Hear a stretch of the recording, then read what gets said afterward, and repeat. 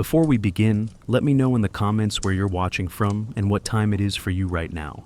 Somewhere, perhaps on the edge of a coastline, deep in the folds of a forgotten archive, or simply beneath the flicker of your reading lamp, someone, long before us, asked a question they should not have asked. Who worships the gods no sane culture dares name? And more disturbingly, who among us still does? This is not simply a story about fiction. It is not merely an exploration of Lovecraft's imagined pantheon. It is a serious investigation into a literary mythology so potent, so obsessively constructed, that it has metastasized beyond the page and into the darker corners of modern belief, subculture, and ritual. H.P. Lovecraft's invented cults were never meant to be real, but they persist, echoed by groups that borrow his symbols, mimic his language, and enact ceremonies under banners of cosmic indifference. Consider carefully what that implies: a fiction that leaks. In the next 4 parts, we will examine this strange phenomenon by tracing the arc of the forbidden, beginning with the origins of these fictional cults, then analyzing the philosophical themes embedded in their invented scriptures, tracking their literary proliferation, and finally confronting the modern movements that have blurred satire into sincerity. We do not promise resolution. In truth, resolution would be a betrayal of the material. But by the end, we may understand why the idea of worshiping the unspeakable has become, paradoxically, one of the most seductive ideas in modern horror. Howard Phillips Lovecraft was born in Providence, Rhode Island in 1890, into a world already shifting beneath the weight of scientific modernity and cultural disillusionment. His early years were marked by illness, isolation, and a decaying sense of inherited grandeur, the remnants of an old New England lineage that had lost both wealth and influence. To understand Lovecraft is to grasp how a single individual could internalize the anxieties of an entire era, the loss of faith in divine order, the collapse of classical rationalism, and the growing realization that humanity might not be central to the universe at all. This is not simply the story of a man writing horror. It is the chronicle of a consciousness trying to reconcile the Enlightenment's promise with the abyss it revealed. He grew up reading astronomy before bedtime prayers, composing treatises on the cosmos rather than diaries of emotion. And that contradiction between cold observation and spiritual longing would define his life's work. Lovecraft's adolescence coincided with an intellectual epoch haunted by Darwin's revelations and Nietzsche's declaration that God was dead. The world he inherited was one of telescopes and microscopes, both extending vision and eroding certainty. It is said that as a teenager, Lovecraft spent nights on his roof, gazing through a battered telescope toward regions, unnamed in any atlas, which he described as cold, purposeless immensities. This early fascination was not escapism. It was metaphysical rebellion against human exceptionalism. We must recognize that his later pantheon, Azathoth, Nyarlathotep, Cthulhu, emerged not from superstition, but from a rigorous materialism stripped of comfort. His gods are physics-given personality, entropy wearing the mask of divinity. It is not faith he resurrected. It is dread disguised as cosmology. To grasp his motivation, we must consider his era's anxieties: industrial mechanization, shifting racial hierarchies, and post-war disillusionment. Lovecraft lived through the aftermath of World War I, when mechanized slaughter replaced heroic death, and the human soul seemed quantifiable in tons of shrapnel. According to his letters, written between 1920 and 1936, he viewed civilization as a fragile illusion maintained by habit, not conviction.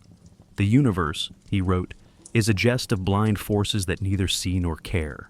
Here lies the kernel of his theology of horror, that meaninglessness itself could be sacred. It is not moral evil his creatures represent, but the absence of moral architecture altogether. In this way, Lovecraft transformed despair into method, a metaphysics of futility rendered in mythic form. Consider his personal habits as both symptom and symbol. He rarely traveled, detested sunlight, and lived much of his adult life in genteel poverty, writing from small rented rooms whose ceilings leaked onto manuscripts of unearthly worlds. The man who imagined cyclopean cities could barely afford rent. Yet these contradictions feed the myth. Lovecraft's life resembles his fiction, a scholar surrounded by crumbling architecture, invoking impossible geometries, while fighting the slow collapse of the material world around him. In 1931, he wrote, "At the Mountains of Madness, inspired by scientific expeditions to Antarctica, transforming geographic isolation into metaphysical metaphor.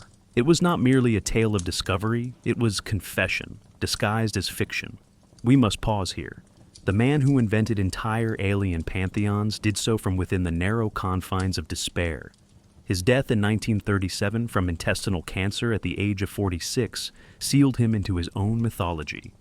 Posthumous publication by Arkham House in the 1940s, spearheaded by August Derleth, canonized him as prophet rather than pulp writer. Through this process of myth-building, Lovecraft ceased to be merely human. He became a vessel for ideas older than himself. Like his protagonists, he was consumed by the very forces he tried to describe: nameless dread, cosmic scale, intellectual solitude.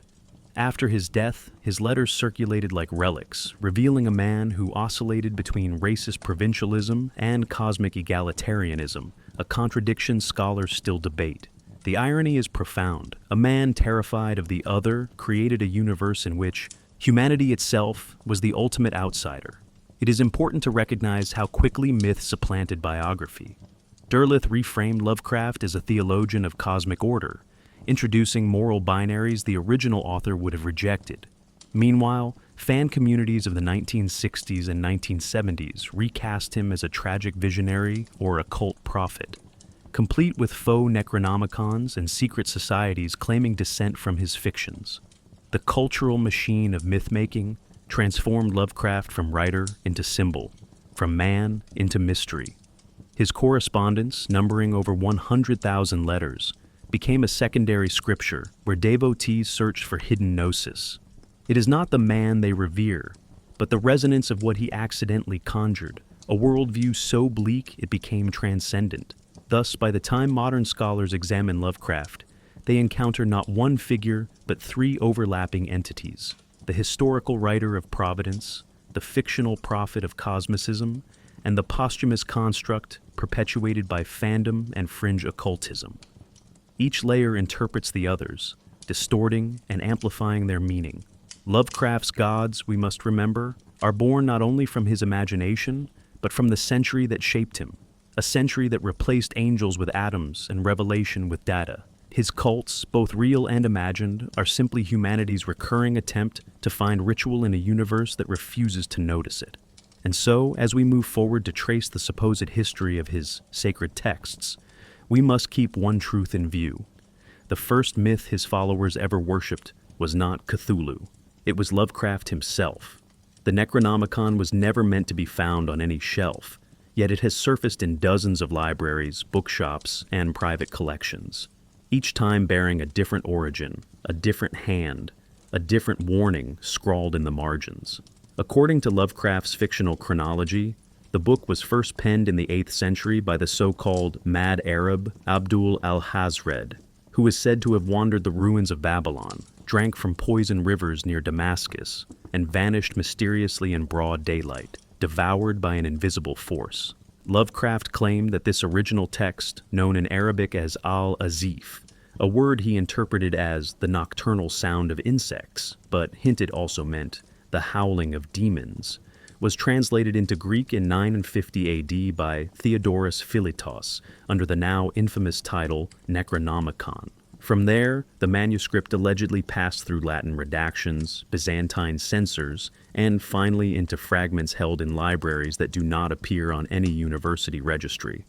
The entire transmission history is, of course, fiction, but it is fiction constructed with such linguistic texture and historical mimicry that it invites belief. Not because it claims authenticity, but because it understands how authenticity is culturally manufactured. Consider this carefully. Lovecraft wrote of suppressions and bans before anyone tried to verify the book's existence. The Catholic Church, he claimed, placed the Necronomicon on its Index Librorum Prohibitorum in 1232. Pope Gregory IX supposedly ordered all copies burned. Later, it was said to have re-emerged in 16th century Prague during the occult fervor surrounding John Dee, and again in 17th century Salem, tied, rather conveniently, to witch trials and vanished tomes. These historical nodes are not arbitrary. They mirror real periods of text suppression, such as the banning of Giordano Bruno's works, or the rumored black volumes passed between alchemists and heretics. By aligning the fictional Necronomicon with genuine episodes of intellectual prohibition, Lovecraft anchors his invention in the rhythm of real-world censorship. It is not simply a tale of hidden knowledge. It is a commentary on who gets to declare which knowledge is dangerous and why. Throughout his fiction, Lovecraft names several institutions as repositories of the Necronomicon. The most infamous is Miskatonic University, a fictional Ivy League analog nestled in Arkham, Massachusetts, where a guarded copy is kept in the restricted section of its library. Other versions are said to reside in the British Museum, the Bibliothèque Nationale in Paris, the Widener Library at Harvard, and in private hands both illustrious and untraceable. This distribution is deliberately inconsistent.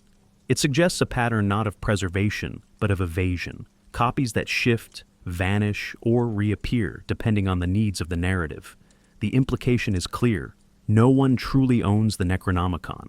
Those who claim to do so are either deluded, doomed, or lying. We must recognize the brilliance of this mechanism. By making the text's locations plausible but unverifiable, Lovecraft traps the reader in a feedback loop of curiosity and doubt. The chain of custody described within the mythos mirrors a kind of textual contamination. Ownership of the Necronomicon is not a point of pride, but a curse. Those who possess it tend to vanish, go mad, or leave behind fragmentary notes scrawled in languages they never previously knew. In The Dunwich Horror, 1929, a character named Wilbur Whately seeks the unabridged Latin version from Miskatonic's vault. He dies grotesquely in the attempt, his body revealing inhuman features. In The Thing on the Doorstep, 1937, the book appears briefly as a tool of occult possession. In both cases, the text functions not as a reference manual, but as a catalyst, an object whose mere presence activates transformation. This pattern is essential to understanding its supposed history. The Necronomicon is not passed from one hand to the next, like a diary or religious tract. It is a contaminant that selects its next reader through ruin.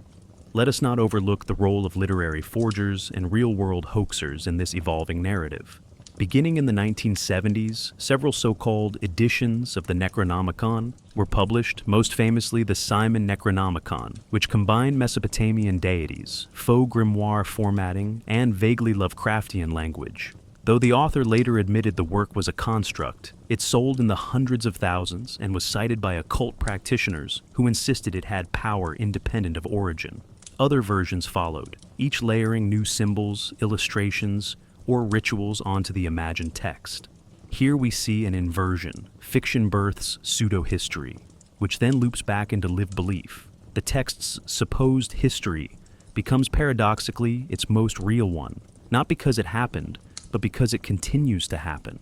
The strength of Lovecraft's mythos lies not in its specificity, but in its intentional vagueness.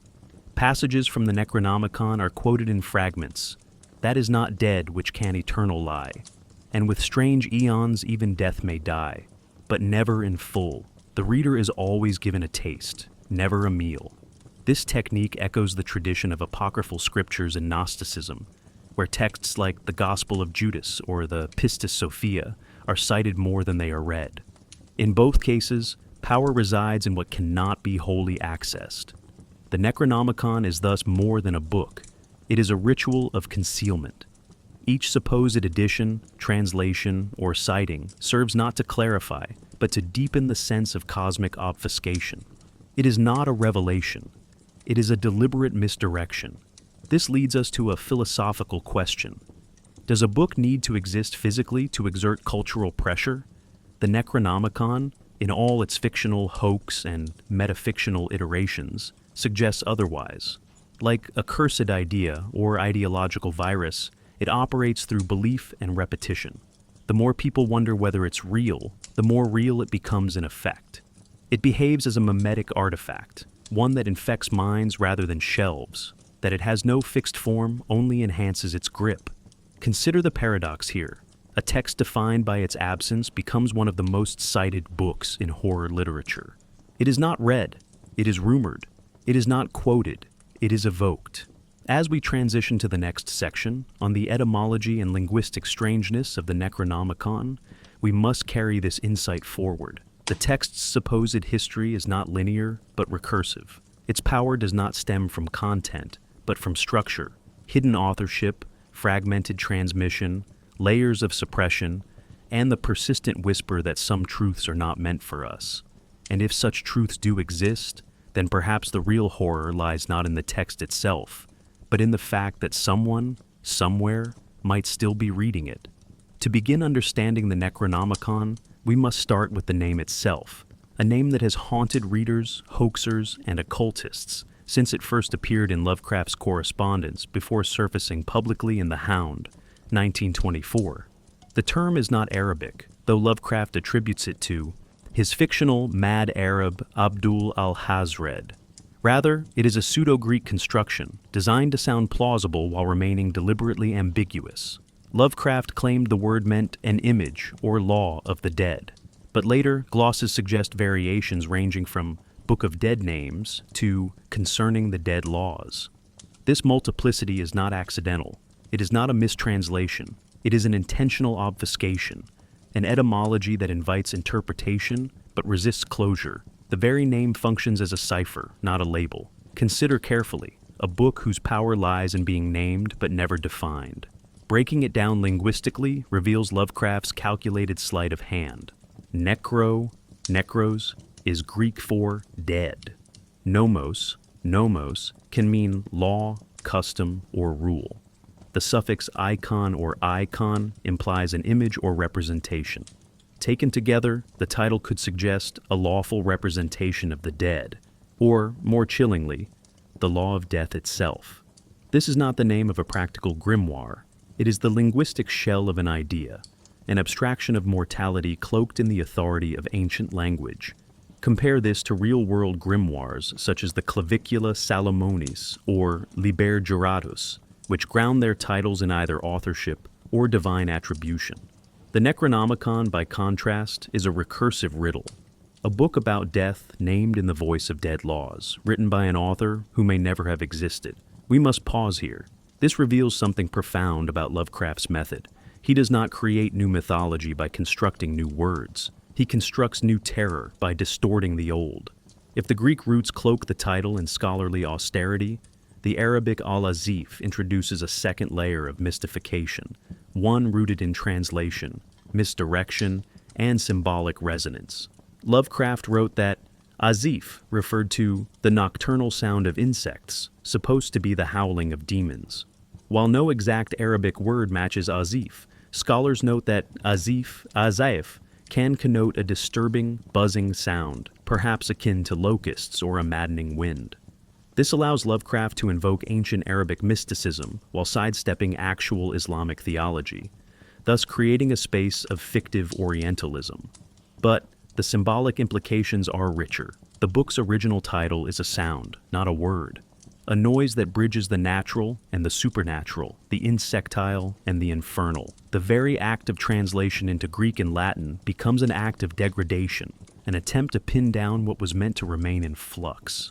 It is not simply a change of language, it is a fall from vibration into script. This multi-layered etymology echoes practices in other esoteric traditions, where names are said to carry power, and misnaming can bring ruin.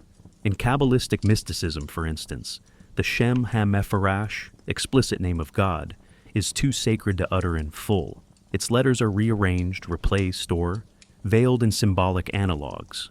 In Gnostic texts, divine aeons are often given names composed of vowels, unpronounceable to the uninitiated.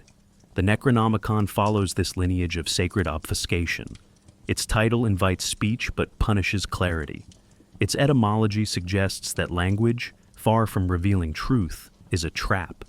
And herein lies Lovecraft's linguistic brilliance. He uses language to suggest the inadequacy of language. The name Necronomicon does not describe what the book is. It describes what the book means, an imposition of dead order upon a cosmos that resists naming. This semantic slipperiness extends into the supposed contents of the book. Within the mythos, we encounter terms like the Black Pharaoh, the Crawling Chaos, or the Gate and the Key. which function more as poetic tokens than descriptive labels. There are no taxonomies, no chapters, no coherent esoteric system. Instead, there is a symbolic density that mirrors sacred texts, phrases repeated in varying forms, names that shift spelling between stories, and sigils that cannot be drawn the same way twice. Lovecraft avoids concrete exposition. Instead, he renders the Necronomicon as a text that cannot be fully quoted, only paraphrased, and even then, unreliably. This device serves a purpose. By refusing to stabilize the book's linguistic form, he ensures that no final interpretation is possible. What is spoken mutates, what is written fades, what is remembered distorts. We must recognize the role of linguistic contagion here. Once the word Necronomicon entered public consciousness, it began to mutate outside of Lovecraft's control. Fan writers added chapters, invented authors, and cross-referenced it with real grimoires. The word itself gained a strange legitimacy. In occult circles, it was listed alongside the Picatrix and the Book of Enoch, a fictional construct now standing beside ancient esoteric works. This shift reveals how language can birth belief. Even though no complete Necronomicon existed before the 20th century, the name's power lay not in its origin, but in its repetition. The more it was spoken, the more real it became. This is not a hoax. It is linguistic alchemy. It is not scripture. It is the idea of scripture, distilled into a single name that demands reverence without evidence. Finally, we must examine how the instability of the Necronomicon's language enhances its horror. Because the book never speaks plainly, it becomes a mirror for the reader's dread. Unlike religious texts, which offer comfort or law, the Necronomicon offers unease in every syllable. It speaks of alignments, of thresholds, of voices that should not be heard, and crucially, it speaks in fragments, always implying more than it reveals. This is a feature, not a flaw.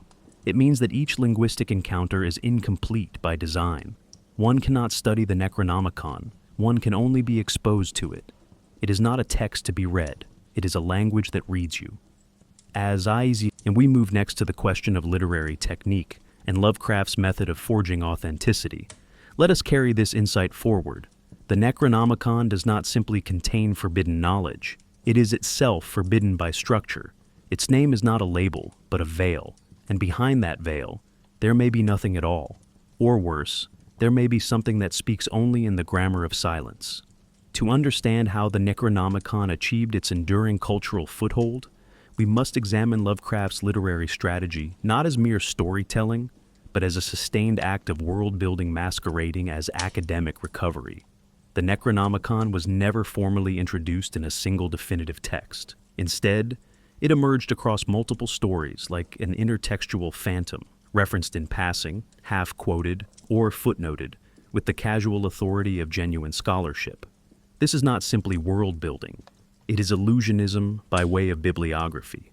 Lovecraft embedded his fictional text within a latticework of real historical references, credible institutions, and known geographical sites. He did not say, "Here is a cursed book." He said, "It has been cited in an obscure 16th century edition now housed at the British Museum," and then moved on. Consider carefully. The most powerful literary hoaxes do not announce themselves. They hide behind the machinery of believability. Central to this strategy was Lovecraft's deft use of the pseudo-scholarly voice. In The Dunwich Horror, 1929, for example, the Necronomicon is cited directly. Nor is it to be thought that man is either the oldest or the last of Earth's masters. This passage appears as a quoted fragment, replete with archaic diction and grave philosophical tone, as if lifted from a Latin tract or a cult sermon. But the book it supposedly comes from does not exist. Lovecraft constructs credibility through implication, letting the reader assume a larger body of work must surround the excerpt. He repeats this method across multiple stories, each time adding fragments to the mythic mosaic. A mention here, a warning there, a misattributed quote from a dead scholar. This accumulation of detail without explanation mimics the way we encounter real esoteric texts, never whole, never trustworthy, always secondhand. We must pause here and observe the elegance of his technique. Lovecraft's Necronomicon is not a book, it is a literary effect. Like a silhouette glimpsed through fog, its impact derives precisely from its incompleteness. By never giving readers the full text, he ensures their fascination remains insatiable. This echoes a broader literary tradition found in works such as The King in Yellow by Robert W. Chambers, 1895, wherein a fictional play drives its readers mad but is never fully reprinted. The reader, denied access to the forbidden work, is instead infected by the idea of it. The missing content becomes a void the imagination cannot resist filling. Lovecraft refines this to a higher order. His Necronomicon haunts multiple narratives, each time deeper in obscurity, each time more authentic in its scholarly context. Authenticity, in Lovecraft's method, is a form of performance. He constructs fictional scholars, Laban Shrewsbury, Dr. Armitage, and of course, Abdul al-Hazred, who quote the Necronomicon as if from memory. He references translations, Greek, Latin, English, and catalogs where various versions are supposedly held. He even gives it a publication history, written in the 8th century, translated in the 10th, banned in the 13th. The mimicry of historical process is meticulous. Consider this: real occult manuscripts such as the Book of Abramelin or the Sworn Book of Honorius were similarly attributed to mythical authors, translated across centuries, and claimed to be fragments of larger hidden works. Lovecraft borrows not just the content of these traditions, but the method of their transmission.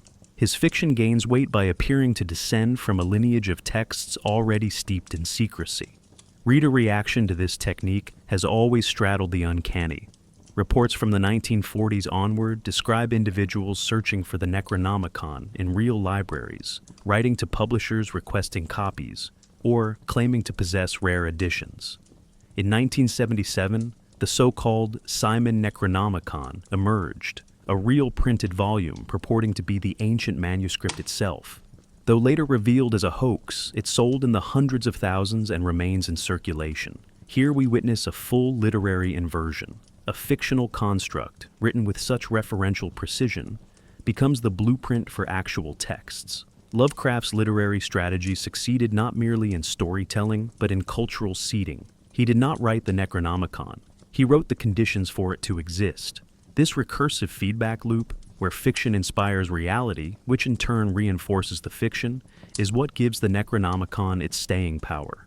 Unlike Tolkien's Red Book of Westmarch, which is self-contained, or J.K. Rowling's Tales of Beedle the Bard, which are explicitly decorative, the Necronomicon thrives because it is incomplete, unstable, and always slightly out of reach. It belongs not to a single story, but to a web of suggestion. Every mention feels like a citation from a larger corpus just beyond the reader's grasp.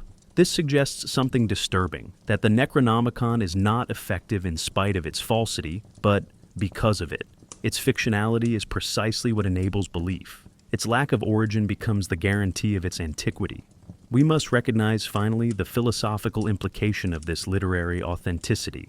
Lovecraft's method mirrors his message. Just as the Necronomicon is a fictional book that behaves like a real one, his cosmic horror imagines a universe where reality itself is porous, layered, and hostile to human understanding. The Necronomicon becomes a metaphor not just for forbidden knowledge, but for the failure of knowledge systems entirely. It is not simply a fake text within a real book. It is a demonstration of how fiction can colonize reality, how suggestion can override fact, and how literature can become myth by sheer accumulation of detail. As we turn now to examine the content and themes of this imagined tome, we move from the question of how Lovecraft made the book feel real to what that book supposedly contains. If the Necronomicon is a literary ghost, then the ideas it whispers of madness, gods, and knowledge that corrodes the soul are the real haunting. And in what follows, we will attempt to trace the logic of a book that should not exist, yet insists on being read. The Necronomicon, though fictional, stands as a repository for some of the most destabilizing philosophical concepts in modern literature. Concepts that do not merely frighten, but unmoor. It is not a book of spells in the traditional sense, nor is it a religious text offering salvation or structure. Rather, it is a literary crucible in which Lovecraft poured the philosophical anxiety of the 20th century. The collapse of anthropocentrism, the fragility of sanity, and the futility of seeking meaning in a universe that does not acknowledge us. Unlike occult grimoires that promise empowerment, the Necronomicon strips away illusions. It whispers not how to control the cosmos, but how powerless we always were within it. This inversion of power into paralysis is foundational to Lovecraftian horror. At the center of its philosophy lies the concept of cosmic indifference. Whereas traditional horror pits the individual against an evil that can be understood or at least named, the Necronomicon presents entities so vast and alien that human perception itself becomes a liability. Consider Cthulhu, the sleeping god whose dreams bend reality. He is not malicious. He is not kind. He simply is. And in that existence, he renders human frameworks, moral, linguistic, scientific, null. In The Call of Cthulhu, 1928, it is said, "The most merciful thing in the world is the inability of the human mind to correlate all its contents." This is not metaphor. It is a warning. To read the Necronomicon, even fragmentarily, is to begin correlating and to suffer the consequences. We must pause here. This reveals a philosophical position more terrifying than malevolence. A universe that does not care if you exist, and may not even register that you do. This cosmic indifference is amplified by the book's treatment of knowledge as contamination. In traditional mythologies, knowledge is power. In the Necronomicon, knowledge is infection. Those who study the text often deteriorate, mentally, spiritually, even physically. The decay is not symbolic, it is literal. In The Dunwich Horror, Wilbur Whateley seeks a complete version of the book not to gain enlightenment, but to complete a ritual that will allow a cosmic being to devour the earth. Thus, just knowledge he uncovers cannot be contained. It spills out, warps flesh, tears apart the veil between worlds. This narrative mechanism mirrors real-world debates in epistemology and ethics. Should all knowledge be pursued? Are there things we should choose not to know? The Necronomicon answers with grim certainty. To know is to risk annihilation, not metaphorically, ontologically. We see this echoed in the text's portrayal of human insignificance, a core tenet of Lovecraftian philosophy. While ancient myths cast humanity as the pinnacle of creation, favored by gods, central to divine plans, the Necronomicon offers no such comfort. Its pages suggest that the age of man is a brief interlude between older, more powerful civilizations, and that our time will pass unremarked. At the Mountains of Madness, 1931, the discovery of prehistoric ruins reveals that humanity was not created by divine will, but accidentally by entities who later abandoned Earth. The implications are severe. We are not chosen, not special, not even intended. We are a byproduct of a cosmic ecology that neither needs nor notices us. It is not that we are fallen. It is that we were never upright to begin with. This leads naturally to a fourth and essential concept: non-Euclidean morality. The Necronomicon does not speak in terms of good and evil, sin and virtue. Its cosmology renders such binaries obsolete. The gods it names, Yog-Sothoth, Azathoth, Nyarlathotep, do not punish or reward. They exist outside of cause and consequence. This mirrors developments in moral philosophy during Lovecraft's time, particularly in the wake of Nietzsche and Schopenhauer. If there is no divine arbiter, no objective moral law, what remains is chaos, an order that operates by laws humans cannot perceive, let alone follow. When characters in Lovecraft's stories attempt to use the Necronomicon, they do so not to invoke evil, but to access a system beyond morality, and it is that amoral system that breaks them. It is not wickedness that destroys, it is indifference misunderstood as invitation. We must also examine the concept of temporality as decay. That is, the idea that time itself is not linear, healing, or progressive, but circular, recursive, and hostile.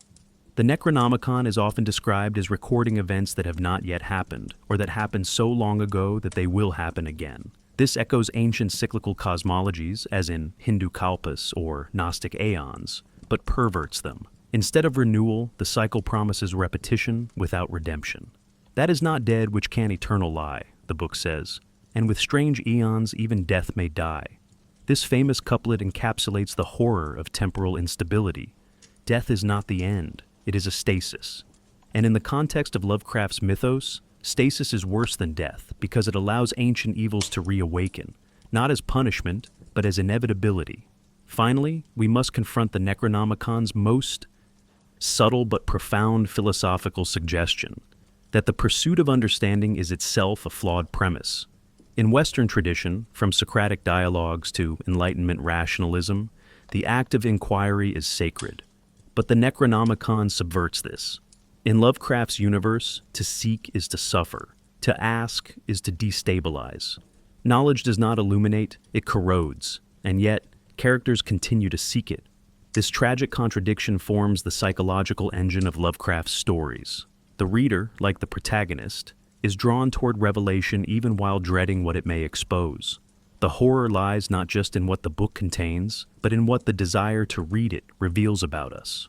As we now move to examine the specific entities and elements the Necronomicon describes, we leave the realm of abstract philosophy and enter the taxonomy of the unspeakable.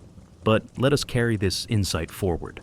The book's philosophical terror lies not in its content alone, but in the conceptual framework it constructs. One where knowledge is fatal, time is a trap, morality is obsolete, and the only consistent truth is that we were never meant to read this far. And yet, we continue.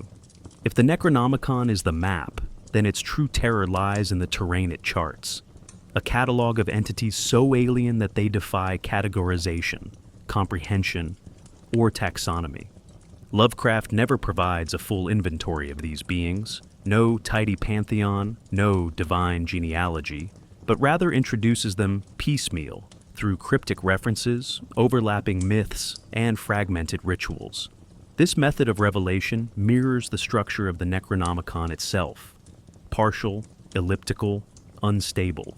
What emerges is not a cosmology, but a linguistic breakdown, a bestiary that undoes the notion of classification. These beings are not gods in the traditional sense. They are not demons, spirits, or archetypes. They are processes, forces, folds in space-time misunderstood by the human mind as personality. To read the names is not to summon, but to misinterpret. This is the first horror. Not that they exist, but that we can only perceive them wrongly. The most famous of these entities is Cthulhu, whose name itself is deliberately unpronounceable by the human tongue. First introduced in The Call of Cthulhu, 1928, Cthulhu is described as a great old one, lying dormant beneath the Pacific Ocean in the sunken city of R'lyeh. His form, vaguely humanoid, winged, and cephalopodic, is not merely grotesque, but semantically incoherent. He is dreamt before he is seen, known psychically before physically. Worshipped by scattered cults across the globe, from New Orleans voodoo sects to Eskimo shamans, Cthulhu represents not evil, but irrelevance. His awakening would not destroy the world out of malice, but out of existence colliding with scale. We must recognize the philosophical import here. Cthulhu's horror is not what he does, but what he means. He signifies a universe where the deepest truths do not notice us, even as they pass through us. Another entity frequently named within the Necronomicon is Yog-Sothoth, referred to in multiple stories as the all-in-one and one-in-all of limitless being and self. Unlike Cthulhu, who slumbers, Yog-Sothoth is always present, always watching, a kind of cosmic totality with sentience beyond time. In The Dunwich Horror, 1929, Yog-Sothoth is the father of monstrous hybrid twins born to a human woman. Yet his presence is not mythic so much as mathematical. He exists in all time simultaneously, collapsed into a single incomprehensible vantage point. Worship of Yog-Sothoth, when it occurs, is not supplication, but exposure. The mind becomes overlaid with nonlinear time, collapses under the weight of recursion, and sees itself from outside chronology. Rituals dedicated to him involve the breaching of thresholds, not between life and death, but between moments, between states of being. This is not invocation, it is system failure. Perhaps the most narratively versatile of the Necronomicon's entities is Nyarlathotep, known as the Crawling Chaos. Unlike the other gods, Nyarlathotep is not distant or dormant. He walks among men, wears human forms, and speaks in ways that can be understood, yet always with the intent to deceive, destabilize, or derange. In The Dream Quest of Unknown Kadath, 1926, he appears as a mocking, grinning figure guiding the protagonist toward a trap. In other stories, he leads cults, appears in dreams, and disseminates fragments of forbidden lore. He is not a trickster, he is not a devil, he is the principle of narrative corrosion, the force by which meaning collapses from within. The Necronomicon offers no exorcism for Nyarlathotep, no protective charm. He does not operate on symbolic exchange. He is a god of noise, not presence, a whispering echo that rewrites memory as it moves. Equally horrifying are the entities who defy even this limited structure. Azathoth, the blind idiot god, is said to sit at the center of the universe, attended by flopping monstrosities that pipe and drum without cease. In Lovecraft's cosmology, Azathoth is not a creator deity, but a metaphor for randomness, a divine mindlessness. He does not rule. He dreams, and all of reality is a byproduct of that dream. The Necronomicon describes him in musical terms: tuneless flutes, rhythmless percussion, a soundscape of chaos mistaken for cosmos. This parallels mystical traditions such as the Kabbalistic concept of Ein Sof, the unknowable void, but twisted through a nihilistic lens. Instead of infinite potential, Azathoth represents infinite mistake. And here we must ask, if the universe is dreamed by a blind idiot god, what does that make theology? What does that make us? Beyond these core figures, the Necronomicon also alludes to countless minor entities, servitors, and cultic artifacts. The Shoggoths, described in At the Mountains of Madness, 1931, are shape-shifting, protoplasmic, slaves created by the Elder Things and later rebelled. They represent the horror of the tool turned intelligent, life emerging from servitude without morality. The Deep Ones, from The Shadow over Innsmouth, 1936, are amphibious humanoids who interbreed with humans, promising immortality at the cost of identity. Their hybrid offspring reflect a thematic concern central to the Necronomicon, that corruption often hides behind familiarity. And then there are artifacts. The shining trapezohedron, the silver key, the dole chants, each serving not as magical devices, but as glitches in reality's programming, portals to truths the mind cannot digest. We must also address the significance of ritual sites and forbidden geographies, which serve as conduits for these entities. The sunken city of R'lyeh, the plateau of Leng, the nameless city in Arabia. These are not just locations, but ontological weak spots. They function like textual margins, places where the rules of the story and the rules of the world fray. The Necronomicon never provides precise coordinates for these places. It offers descriptions that seem to collapse under contradiction, non-Euclidean angles, geometry that should not exist.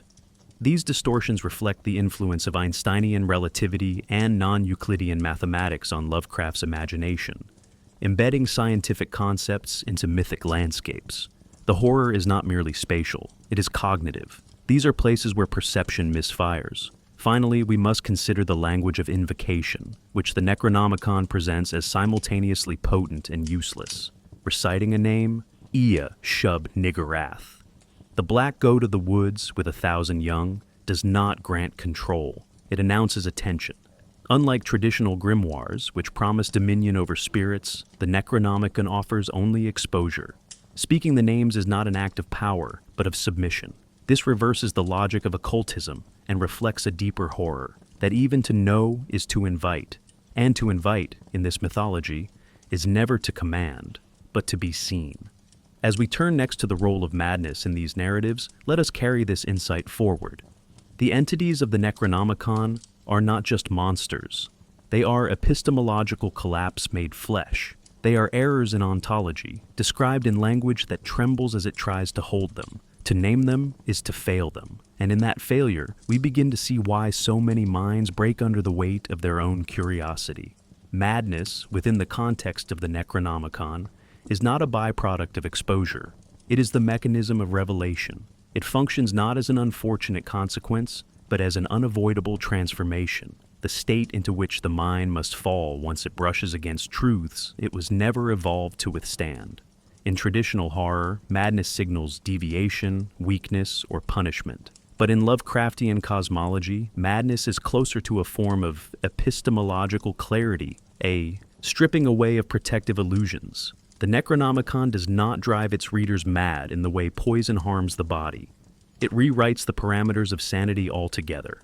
One is not broken by the book, one is translated, and what emerges afterward is something that thinks, dreams, and perceives wrongly, but perhaps more accurately.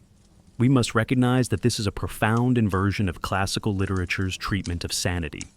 In Shakespeare or Dante, madness marks exile from truth and reason. In the Necronomicon, madness is what fills the vacuum left when reason collapses. Characters exposed to even brief excerpts, through incantation, glyph, or vision, begin to speak in tongues, withdraw from society, or commit acts of unspeakable cruelty. But these are not symptoms of disease. They are recalibrations. In The Dreams in the Witch House, 1933, the protagonist's contact with geometries described in the book allows him to travel interdimensionally, but he returns fractured, unable to convey what he has seen. Similarly, in The Thing on the Doorstep, 1937, the mind of a man is displaced into another body after exposure to rituals derived from the Necronomicon. Here, identity is not stable. Madness is not delusion. It is leakage. Lovecraft's use of the unreliable narrator intensifies this structure. Most stories involving the Necronomicon are delivered through the voice of someone either on the verge of collapse or writing from within it. These narrators are often learned men, professors, antiquarians, or scientists who begin with confidence in empirical methods and end either discredited, institutionalized, or dead. Their descent is carefully staged. They do not leap into madness, but arrive at it, step by rational step. Consider the narrator of The Call of Cthulhu, who begins piecing together disparate artifacts and newspaper clippings, only to conclude that a global cult worships a slumbering god whose reawakening is inevitable. The narrative ends not with catharsis, but with a warning. I shall never sleep calmly again. Here, the madness is anticipatory. It does not follow a trauma. It precedes an understanding. We must pause here. This reveals something crucial about Lovecraft's literary design. Madness is not the shattering of reality, but its final comprehension. The mind resists not because the truth is evil, but because the truth is structurally incompatible with cognition. This aligns with theories in contemporary cognitive science, especially those concerning information overload and conceptual blending.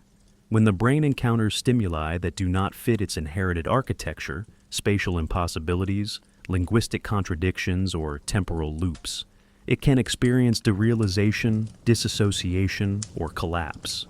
The Necronomicon becomes, in this framework, a text that delivers stimuli designed to exceed the limits of mental modeling. It is not unreadable in the poetic sense. It is unreadable in the neurological one.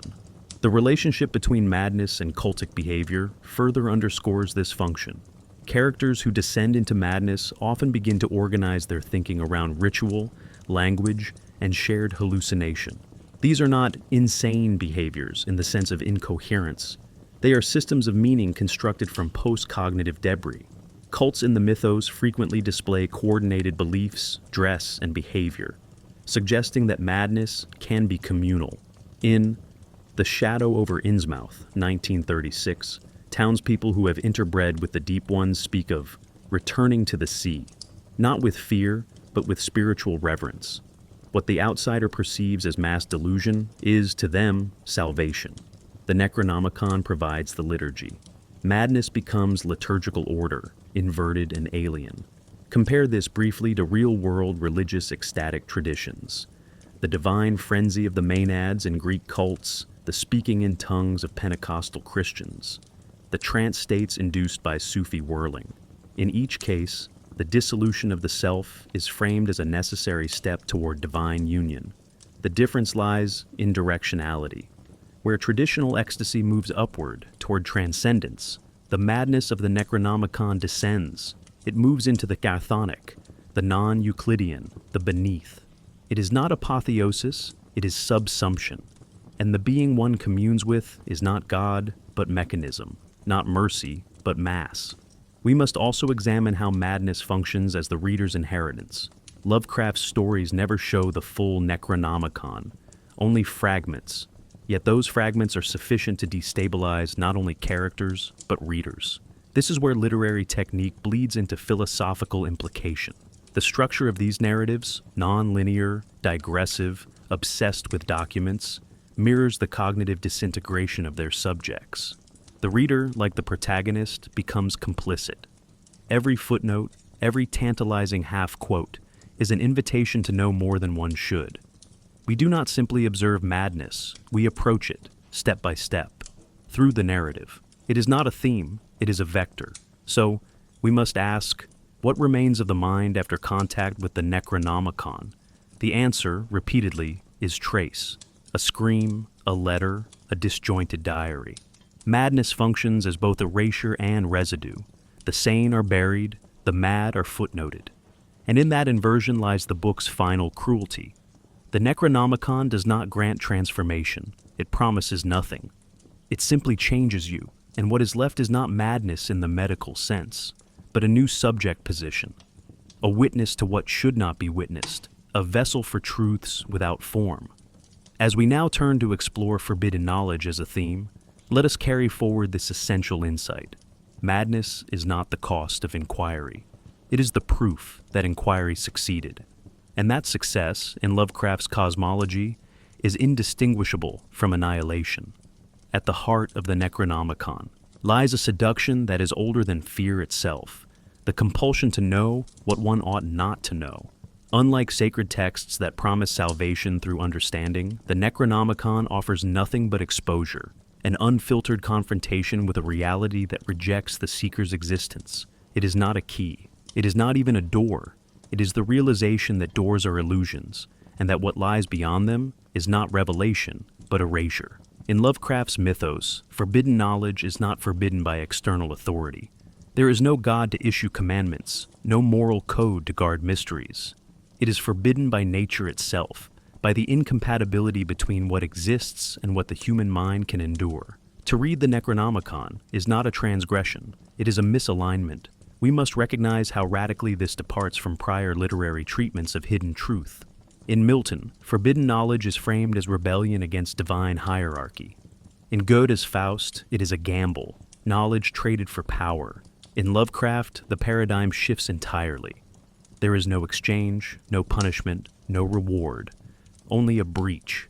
Knowledge is not pursued for utility, but stumbled into, as in The Rats in the Walls or The Nameless City, where protagonists uncover ancestral truths or architectural impossibilities, not through ambition, but through chance and obsession. These discoveries are not empowering. They do not clarify. They erode the boundaries of self and species. Forbidden knowledge in this framework is not sacred. It is toxic. The Necronomicon functions as the primary vector for this toxicity. What it contains is never fully disclosed, and that absence is deliberate. Its knowledge is always mediated, quoted, paraphrased, alluded to, but never shown directly. This technique mirrors the structure of trauma. In psychological terms, the unspeakable is not that which is never known, but that which is known too fully to articulate. The forbidden knowledge of the Necronomicon operates at this threshold.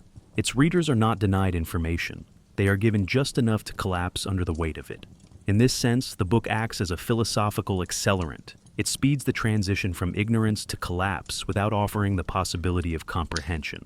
Consider the cults that form around such knowledge. These are not organizations with doctrine or hierarchy.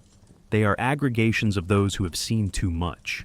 In the Call of Cthulhu, the global cult that worships the sleeping god is composed of individuals who have glimpsed fragments of the cosmic order and responded not with resistance, but with ritual.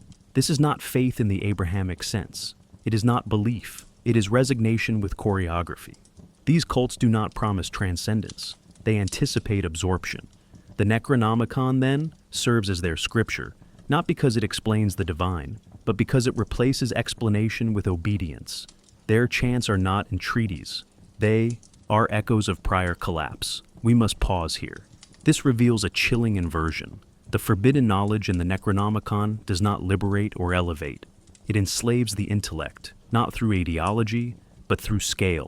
It is not that the gods are too complex to grasp. It is that their reality is too large to be contained by grasping. This aligns with postmodern critiques of meta-narratives. the idea that totalizing knowledge structures inevitably fail to account for the multiplicity of meaning. Lovecraft anticipates this by constructing a book that contains too much truth for a single reader to survive. In doing so, he creates a horror not of ignorance, but of excess.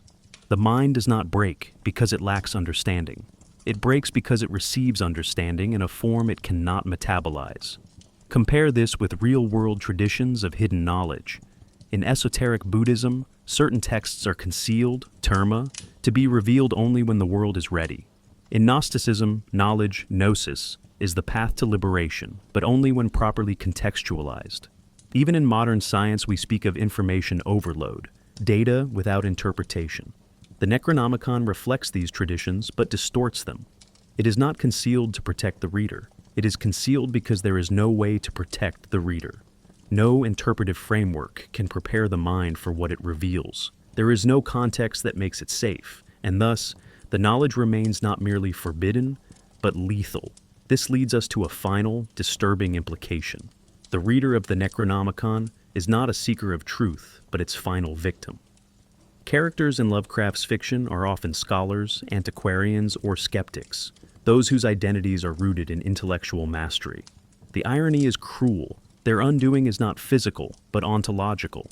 The very act that defines them, the pursuit of understanding, is what destroys them. In The Whisperer in Darkness, 1931, the protagonist seeks to debunk rumors of extraterrestrial activity in rural Vermont, only to encounter truths that render all prior frameworks irrelevant. He does not die. He is displaced. The truth supplants him. And what of us, the readers? The Necronomicon does not exist, and yet we know its effects. We recognize its fragments, quote its phrases, ponder its footnotes. We are its readers in every sense but the literal. This is the book's ultimate triumph. It transcends the need to be real. It functions through cultural recursion. Each reference in fiction, each edition in print, each debate about its meaning reanimates it. The forbidden knowledge becomes the fact of the book's persistence. It is not an object. It is a contagion of inquiry. As we transition now to the literary development of the Necronomicon, how it was seeded through Lovecraft's own fiction and later expanded by others, we must carry this final insight with us. Forbidden knowledge in the mythos is not hidden behind a veil. It is the veil, and lifting it does not show what lies beyond, but dissolves the very concept of beyond. In Lovecraft's cosmos, there is no deeper layer. There is only the endless echo of a truth we should never have named. The Necronomicon did not erupt into literature with fanfare or centrality. Its emergence was subtle, fragmentary, and precisely because of that, disarming. It first appeared not as a plot device, but as a citation. A reference embedded so convincingly within a sentence that readers unfamiliar with its invented nature might mistake it for an obscure real-world text. This method, what we might call bibliographic realism, became Lovecraft's primary technique for seeding his mythos. The Necronomicon first surfaces in The Hound, 1924, where it is mentioned in connection with a grave-robbing duo obsessed with the occult. The reference is brief. St. John and I had read and reread the hideous chapters of the Necronomicon of the mad Arab Abdul al-Hazred. There is no exposition, no context, no history, just a name, dropped into the narrative like a rotting tooth in a bowl of soup. We must recognize what this achieves. By refusing to explain the book, Lovecraft activates the reader's curiosity, and by making the name sound just plausible enough, he invites belief. This method of insinuation continued throughout Lovecraft's work. In The Festival, 1925, the Necronomicon is described in more detail, including the suggestion that it exists in the Miskatonic University Library, a fictional institution that would later become a cornerstone of the mythos. Here, Lovecraft began to construct a web of internal references, treating the Necronomicon not as an artifact of a single story, but as a shared textual reality across narratives. This is a critical literary maneuver. It does not simply build a world, it builds credibility. The reader encounters the book not once, but repeatedly in different contexts, among different characters. It begins to feel less like a narrative prop, and more like a lurking undercurrent, a piece of invisible architecture behind the story. The real innovation came in The Dunwich Horror, 1929, where where the Necronomicon functions as both sourcebook and key. Here, Lovecraft places the book into the hands of scholars, men of learning, situated in the academic hierarchy, who consult it not as superstition, but as reference. Dr. Armitage of Miskatonic University reads from it aloud. The reader hears a passage. The book speaks. It warns, "Nor is it to be thought that man is either the oldest or the last of Earth's masters." This act of citation is crucial. The Necronomicon moves from being a whisper to being a voice. We must pause here. This reveals Lovecraft's understanding of textual power, that to quote a book, even fictionally, is to invoke it. The moment characters treat it seriously, so too does the reader. The repeated use of the Necronomicon across stories allowed Lovecraft to accomplish something rare in horror literature, the construction of a metatextual horror. The book becomes not just an element of plot, but a connective tissue binding unrelated narratives into a larger, more terrifying whole. In the case of Charles Dexter Ward, written 1927, published posthumously 1941, the Necronomicon is referenced among a constellation of other grimoires, both real and fictional, John Dee's writings, Borellus, the Book of Eibon.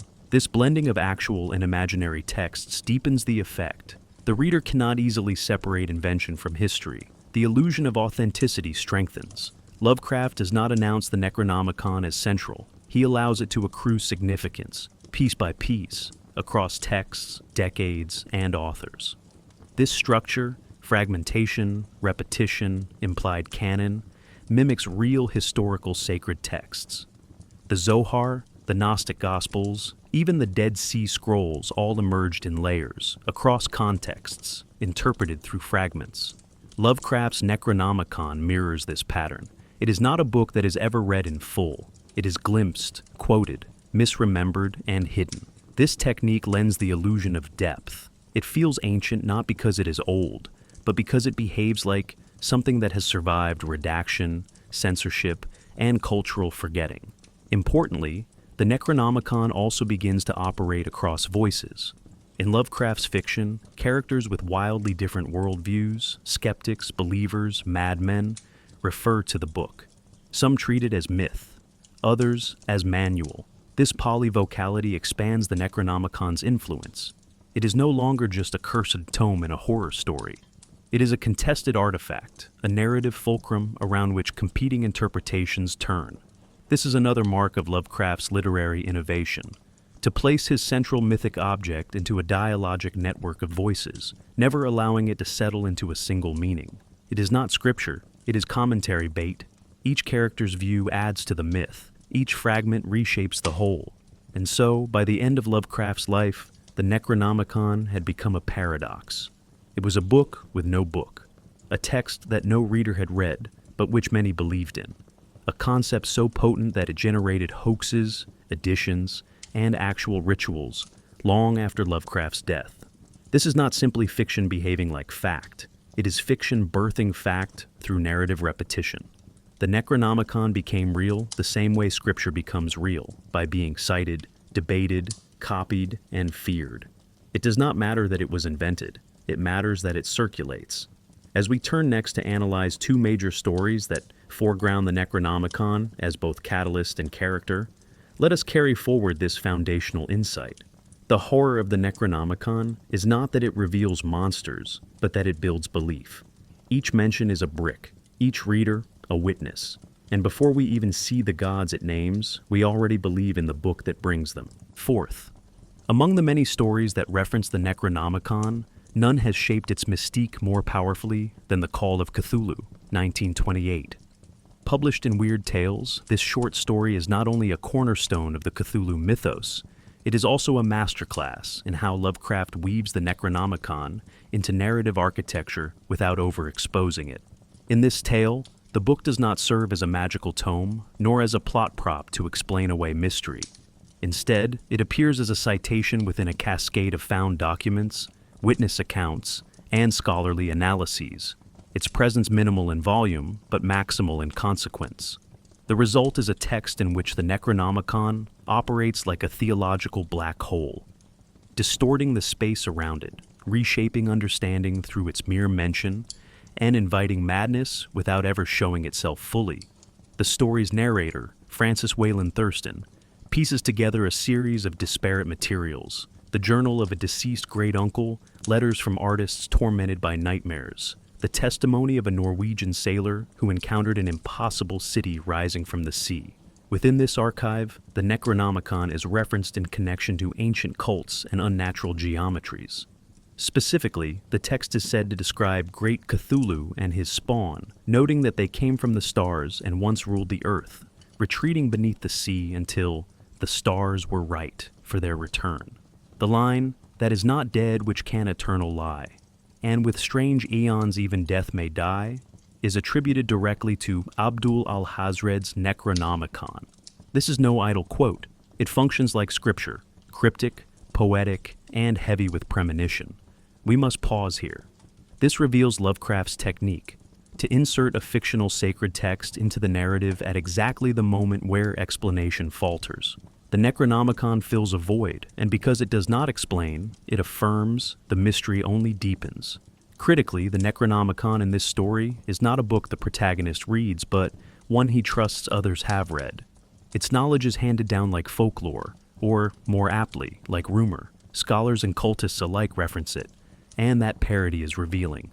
In Thurston's investigation, professors of archaeology, artists of the symbolist school, and worshippers in New Orleans, bayous all seem to share scraps of insight that point toward the same impossible truth. The Necronomicon functions here as a diffused authority, legitimizing both academic and esoteric knowledge through shared textual reference.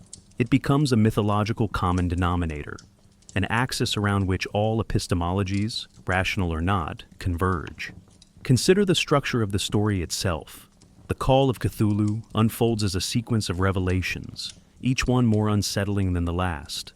But these revelations do not follow a standard mystery template. Instead, they spiral inward, each fragment echoing the next with slight variation. The Necronomicon acts as a recursive artifact. It appears early, is forgotten, and then reappears as its quotes are borne out by real events. The implication is chilling. The book's prophecies are not metaphorical. They are structurally embedded in reality. When Cthulhu City, Aralaye, rises from the sea during a global surge of hysteria, the event seems to fulfill the obscure warnings of Al-Hazred. Here, forbidden knowledge is not merely accurate, it is predictive. And in that accuracy lies the story's philosophical despair. To know the truth is not to escape danger. It is to have confirmed that no escape is possible. The cultists in the story, those who venerate Cthulhu, claim their teachings derive from the Necronomicon, but their knowledge is experiential rather than academic. They chant in languages that resemble glossolalia, practice rites of blood and fire, and speak of cities beneath the sea and beings who sleep but dream. Their understanding is not symbolic, it is practical. They worship not out of faith, but out of familiarity. And this is the story's quiet horror. The distance between the scholar and the cultist is an illusion. Both access the same truths through the same text. One calls it a myth. The other calls it destiny. We must recognize the rhetorical brilliance of Lovecraft's technique here. By giving the Necronomicon only a few lines, yet making those lines foundational to the story's cosmology, he trains the reader to treat the book not as object, but as ontological pivot. Every event in the story, from the dream-plagued sculptor to the sailor's encounter with the risen city, confirms what the book vaguely describes. The reader is not told that the Necronomicon is true. The story is structured so that truth accrues around it. This is not an exposition. It is an invocation. The Necronomicon becomes real not because it is detailed, but because its presence explains what nothing else can. We must also consider the linguistic resonance of the book's name within the story. It is not introduced with fanfare. It is cited like a reference in a research paper. This restraint grants it legitimacy. The fact that no one questions its existence or needs it defined creates the illusion of its historical presence. It behaves like a text long integrated into the world. The reader, caught between skeptical detachment and narrative immersion, is left to wonder, have I heard of this book before? That moment of doubt is the story's final trick. The Necronomicon becomes not a book in a tale, but a memory misplaced, As we transition next to the Dunwich Horror, where the Necronomicon plays a more direct and textual role, we carry forward this essential insight. In The Call of Cthulhu, the book's power lies in its fragmentation. It is quoted, invoked, echoed, but never seen whole. And in that fragmentation, it mirrors the human condition, knowing enough to fear, but never enough to understand. 1. The Dunwich Horror. 1929, the Necronomicon undergoes a significant transformation. No longer relegated to passing mention or cryptic quotation, it becomes a functional object within the plot, a book read, consulted, quoted from directly, and acted upon by characters attempting to confront cosmic intrusion. Where in The Call of Cthulhu, the Necronomicon functions as mythic backdrop, here it becomes narrative machinery. We must recognize the shift. Lovecraft moves from suggestion to implementation. The book is no longer a whisper in the dark. It is a manual of resistance against forces beyond comprehension. But that resistance is precarious. For while the Necronomicon provides knowledge, it offers no salvation, only a delay in the inevitable unraveling of human order. Set in the decaying New England village of Dunwich, the story follows the grotesque rise of Wilbur Whately, a half-human, half-other hybrid born of a backwoods ritual involving Yog-Sothoth and raised under the instruction of his occultist grandfather. Early in the narrative, Wilbur seeks access to the complete Latin edition of the Necronomicon at Miskatonic University. He has already consulted a damaged version at home, but requires the full text to complete a ritual that will open the gates between dimensions and allow his unseen twin, an invisible monstrosity, to merge fully with our world. This is the first time in Lovecraft's corpus that the Necronomicon is not only referenced as a source of forbidden knowledge, but treated as a kind of cosmic technology, a set of instructions, formulas, and invocations designed to interact with metaphysical systems. And we must pause here. This reveals Lovecraft's experimental move, positioning the book not merely as scripture, but as instrument. Wilbur's failure to obtain the full Necronomicon sets in motion a sequence of events that threatens to collapse the boundary between our world and the unknowable spaces beyond. His death at the hands of a guard dog at the university library, his body revealed to be grotesquely inhuman, interrupts the ritual but does not end it. The invisible twin remains, rampaging through the countryside in a series of events referred to by locals as the Dunwich Horror.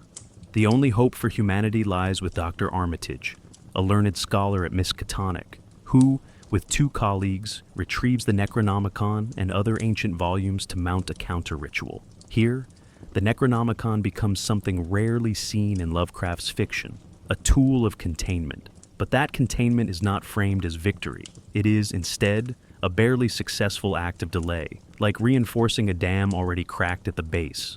We must examine the implications of this rare moment of scholarly resistance. In most Lovecraft stories, knowledge leads to madness or doom. But in the Dunwich Horror, knowledge, specifically textual, esoteric knowledge, briefly forestalls catastrophe. This complicates the role of the Necronomicon. It is no longer simply dangerous, it becomes ambiguous. The same book that empowers Wilbur to initiate his summoning also provides Armitage with the tools to undo it. And yet, that undoing is temporary. Yog-Sothoth is not defeated. The Whately line is not erased. The boundary remains thinned. The horror is not averted. It is merely postponed. Lovecraft plays a careful linguistic game in this story. Passages from the Necronomicon are read aloud, quoted with dramatic cadence and often in ritual context. These excerpts are written in a hybrid diction that blends archaic English with faux Latin phrasing and speculative cosmology. One passage describes Yog-Sothoth as the key and the gate, whereby the spheres meet. This is not just theological poetry, it is ontological metaphor rendered as incantation. Yog-Sothoth is not a being in the conventional sense. It is a topology, an intersection of time and space, being and non-being. The Necronomicon does not describe it. It gestures at it, through metaphor strained to its limit. This method reflects Lovecraft's broader aesthetic. The idea that horror lies not in what can be explained, but in the moment just before language fails. Significantly, the Dunwich Horror also showcases the Necronomicon as an artifact with multiple versions, translations, and degrees of completeness. Wilbur's quest hinges on the inadequacy of his family's damaged copy, forcing him to risk exposure to acquire the Latin edition.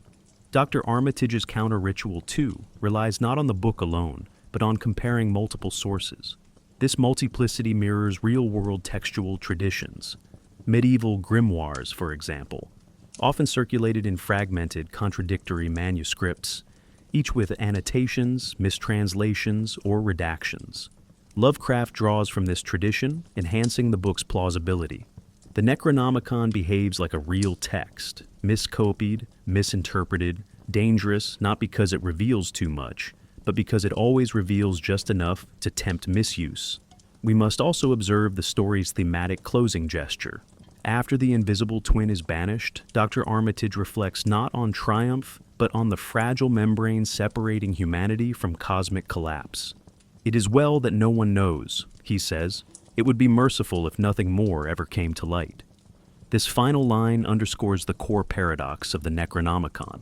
It is a book that must exist, because someone always needs to read it, but whose contents cannot be endured.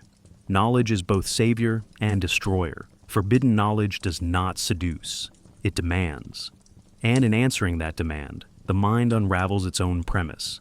As we move next to the collaborative expansion of the Necronomicon mythos, how later writers developed and formalized it, we carry forward a crucial insight from the Dunwich Horror, that the book's danger lies not only in its revelations, but in its capacity to function across moral lines. It empowers both summoning and banishment, madness, and resistance. It is not an evil text. It is a neutral vector, a codex of reality's deepest structures, indifferent to how the reader will use them. And that neutrality may be the most horrifying quality of all.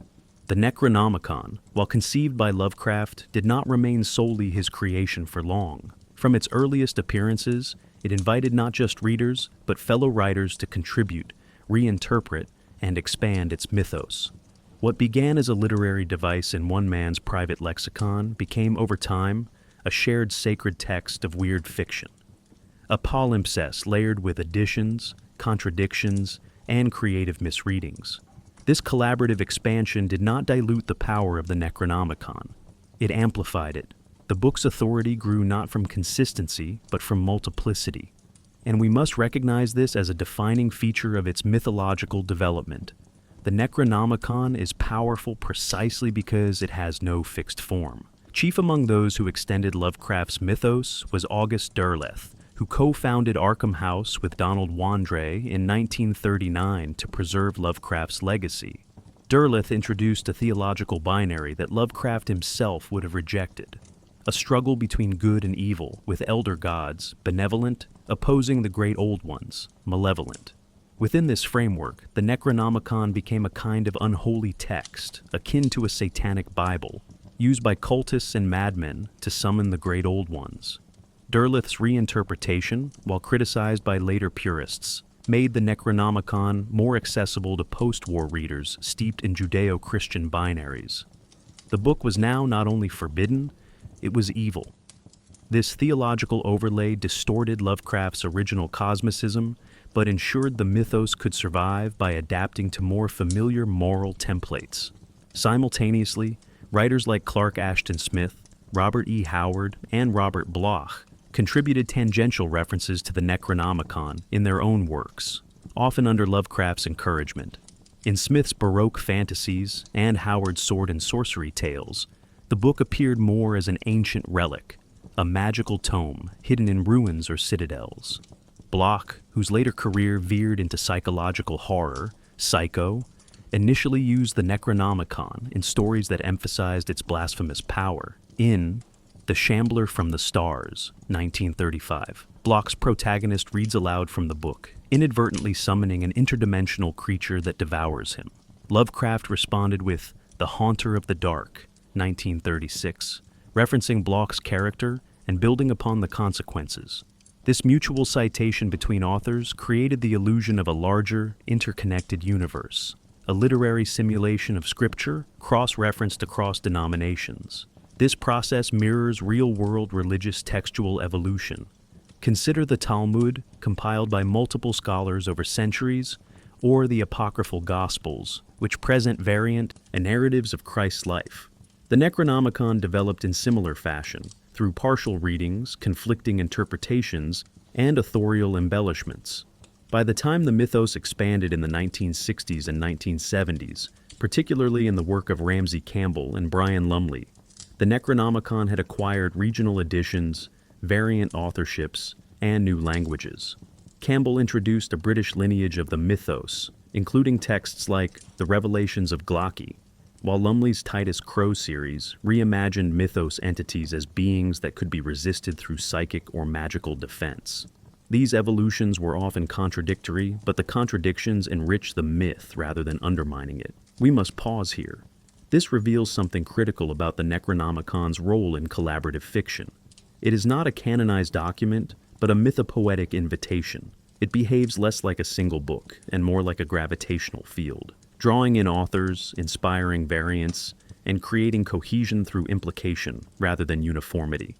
Its power lies in its capacity to be rewritten without resolution. The book can be whatever a new writer needs it to be.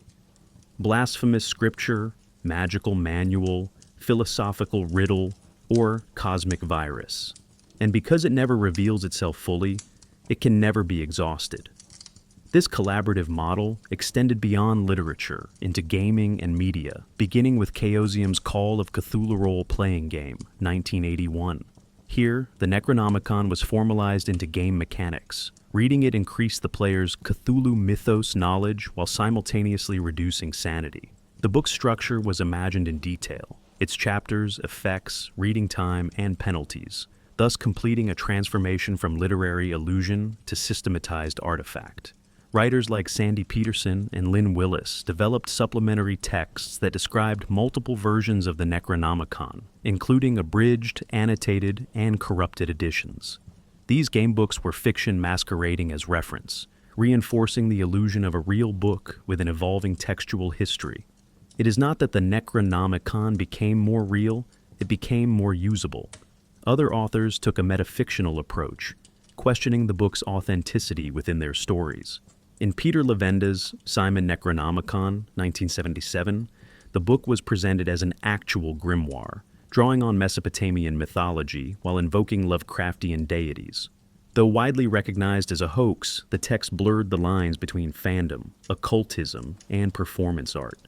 It was sold in mass-market paperback, shelved beside books on demonology and the occult.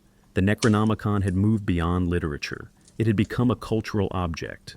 And with that shift came a transformation in its meaning. It was no longer just a fictional artifact. It was a tool for belief. We must acknowledge the paradox of authorship this expansion reveals. The Necronomicon has no single author, not even Lovecraft, who invented it. Instead, it exists through what we might call a cumulative narrative layering. Each contribution, citation, parody, or ritual is a sedimentary deposit on the myth. This reflects broader postmodern literary trends in which authorship becomes distributed. Texts are unstable, and meaning is collaborative rather than dictated. The Necronomicon is the hypertext before hypertext, a decentralized manuscript whose power lies in its unfinished nature. As we prepare to examine the cultural impact and modern legacy of the Necronomicon, we carry with us a central insight, that the book's collaborative evolution is not a dilution, but a consecration. It is a sacred object of the literary underground, authenticated not by origin, but by use. Every new version, however contradictory, testifies to its vitality. It is not consistency that gives the Necronomicon life. It is circulation. It is replication. It is the myth of a text so profound, it cannot help but rewrite itself every time it is named. Long before digital media blurred the line between truth and performance, the Necronomicon had already become a test case in literary contagion. A fictional book so compelling in structure, tone, and cultural placement that readers began to suspect it might be real. And where suspicion festers, hoaxes follow. What began as a passing invention in the stories of H.P. Lovecraft metastasized across occult communities, bookstores, gaming manuals, and late-night radio broadcasts. By the 1970s, The Necronomicon was no longer a fictional text with fictional believers. It had become a real book with real readers, some ironic, some sincere, and a few unsettlingly in between. We must recognize what this means. The Necronomicon is perhaps the most successful literary hoax of the 20th century, not because it deceived, but because it allowed the deceived to participate in its creation. The most infamous of these iterations is the Simon Necronomicon, published in 1977 by the occult publisher Lovecraft, Inc. Despite the use of Lovecraftian nomenclature, this version is largely a fusion of Sumerian myth, Aleister Crowley's ceremonial magic, and speculative ritual instructions. Credited to a mysterious author known only as Simon, the text claimed to be a real translation of the lost grimoire referenced by Lovecraft, recovered from ancient sources and verified through spiritual experience. The introduction, written in the style of paranoid scholarship, warns the reader that even acknowledging the book's existence might invoke unwanted attention. With chapters on conjuration, exorcism, and cosmological alignments, it mimics the form of historical grimoires such as the Key of Solomon or the Book of Abramelin, but with an added layer of mythic self-awareness. The book does not pretend to be safe. It dares the reader to test its claims. And remarkably, many did. Sales of the Simon Necronomicon exceeded 800,000 copies. It was found in chain bookstores under occult, or religion, shelved beside Wiccan guides and Eastern mysticism. For a generation of esoterically curious readers, the Necronomicon became a symbol of transgression, a book whispered about in basements, copied by hand, burned by the fearful, and referenced in underground rituals. And while the author eventually admitted in interviews that the work was inspired performance, the damage, or perhaps the magic, was already done. The fiction had become operational. Consider carefully. When a fictional text begins producing real behaviors, it no longer resides solely in literature. It becomes functional myth. Nor was Simon's version the only one. In the decades following its publication, at least a dozen other real Necronomicons emerged, ranging from academic pastiches to occult manuals. Donald Tyson's Necronomicon, The Wanderings of Alhazred, 2004, offers a novelistic expansion on the life of the Mad Arab, presenting a complete book allegedly written by him. George Hay's Necronomicon, The Book of Dead Names, 1978, includes essays from speculative scientists and parapsychologists proposing that Lovecraft may have tapped into a real current of knowledge through dreams. These works vary wildly in tone and content, some clearly satirical, others uncomfortably sincere, but they share a structural loyalty. They treat the Necronomicon not as a fictional invention, but as a text that should exist, and therefore must be recovered, reconstructed, or channeled. This proliferation mirrors the behavior of apocryphal scriptures in religious traditions. Just as lost gospels continued to surface in early Christianity, the Gospel of Thomas, the Gospel of Judas, so too does the Necronomicon invite reinterpretation. Each new edition is framed as either closer to the original, more faithful to the true vision, or a correction of previous distortions. This recursive textual behavior generates the illusion of depth. If multiple versions exist, some must be closer to the real one. And if a real one exists, then perhaps Lovecraft did not invent it after all. We must pause here. This reveals the final stage of the literary hoax, when the audience begins inventing reasons why the author could not have invented it.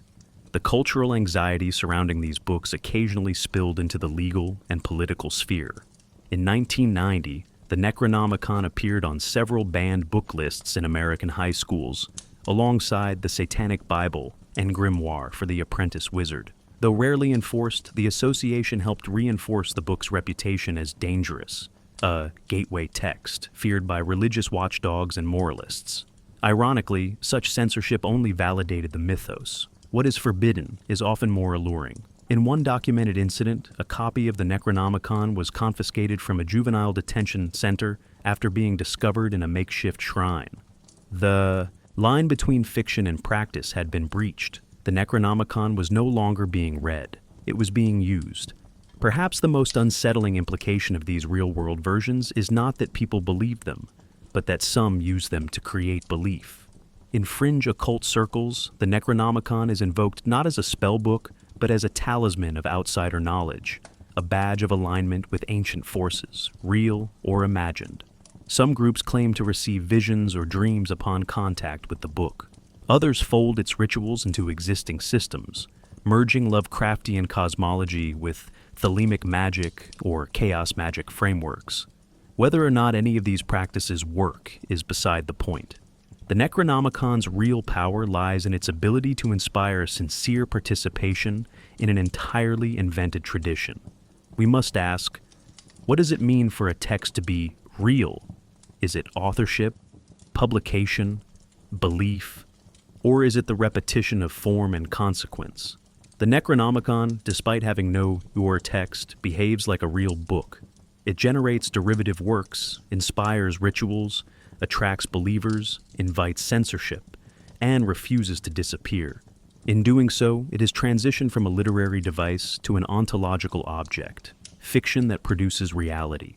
This is not a trick, it is a transformation. And it places the Necronomicon in a category few texts ever reach, not just readable, but alive. As we transition to examine the Necronomicon's place in pop culture, films, television, comics, and games, we carry forward a crucial insight, that the book's reality is not historical, but behavioral. It exists not because Lovecraft wrote it, but because we keep rewriting it. It circulates because we circulate it, and in that circulation, fiction ceases to be imaginary. It becomes infrastructure, it becomes ritual, it becomes belief. By the latter half of the 20th century, the Necronomicon had migrated from the obscure margins of weird fiction into the heart of mainstream pop culture, shedding none of its dread, but acquiring new layers of parody, reverence, and reinvention. It is no longer simply a book in Lovecraftian stories. It is now a symbolic device in countless narratives, a shorthand for arcane power, a knowing wink to genre-savvy audiences, and often a structural hinge upon which horror turns. What began as literary citation became, over time, a cinematic prop, a visual motif, and an intertextual relic.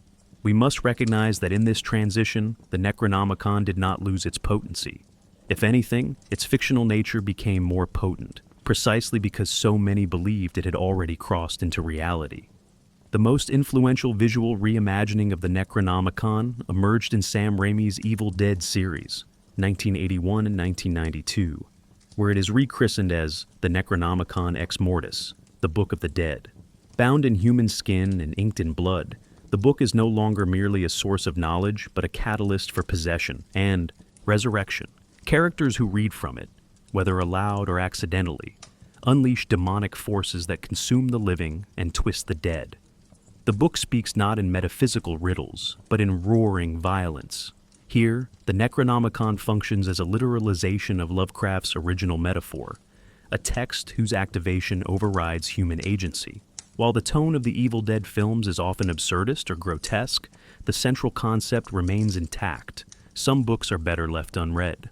In The Cabin in the Woods, 2012, a postmodern horror film steeped in intertextual homage, the Necronomicon appears among other forbidden objects in a government-controlled ritual chamber. The film's protagonists accidentally summon the Buckner family, zombie redneck torture killers, after reading from the book. The inclusion of the Necronomicon in a film that deconstructs horror tropes speaks volumes. It is now part of the genre's grammar. Audiences no longer need the book explained. Its presence connotes danger, otherworldliness, and narrative fracture. To show the Necronomicon is to signal that rules no longer apply. Other films approach the book more directly. In the Mouth of Madness, 1994, directed by John Carpenter, a horror novelist's fictional books begin to bleed into reality, rewriting the minds of readers and collapsing the boundary between imagination and world. Though the Necronomicon is not named explicitly, the themes mirror its effects, reading as infection, fiction as ritual, text as portal. The protagonist's descent into madness is not caused by what he sees, but by what he understands, that stories are no longer fiction. This is the same arc readers of the Necronomicon undergo in Lovecraft's tales. Madness is not a symptom. It is the new frame. We must pause here. This reveals something crucial about the Necronomicon's function in pop culture. It has become a semiotic signal, like the crucifix in vampire lore or the silver bullet in werewolf tales. It carries interpretive weight, even outside its original mythos. It can appear in comedies, The Simpsons, video games, Doom, Bloodborne, and cartoons, Gravity Falls, without needing explanation. Its shape, sound, and texture are immediately recognizable. This is not parody alone. It is canonization through repetition. In graphic novels and comics, the Necronomicon has also flourished. In Alan Moore's Providence, 2015-2017, the book is part of a broader meditation on Lovecraftian influence, cultural repression, and narrative contamination. Moore treats the Necronomicon not as an artifact, but as a living literary virus, one that rewrites perception and reorganizes meaning. In Mike Mignola's Hellboy series, the book is referenced in occult contexts, often alongside other fictional grimoires. These adaptations do not seek consistency with Lovecraft's original conception. They seek continuity of function.